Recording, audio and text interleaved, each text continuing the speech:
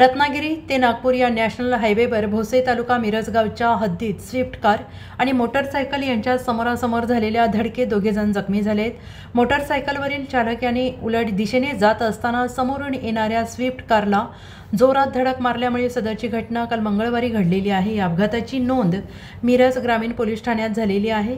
काल मंगळवारी निनाद नागनाथ सोनकवडे वय वर्ष 42 राहणार पुणे आपल्या कुटुंबासमवेत गाडी क्रमांक MH13 AC 9478 मधून सोलापूर ते हातकणंगले जिल्हा कोल्हापूर असा प्रवास करत होते। भोसेफाटा येथील ब्रिजवरून उलट दिशेने समोरून भरधाव येणारी वेगात असणारी मोटरसायकल क्रमांक AP13R 6325 वरील दोघे जखमी झालेत। त्यांची नावे समजू शकली नाहीत। अपघातस्थळी तातडीनं नॅशनल हायवेवरील पोलिसांनी धाव घेऊन अपघातग्रस्तांना तातडीनं मदत केली।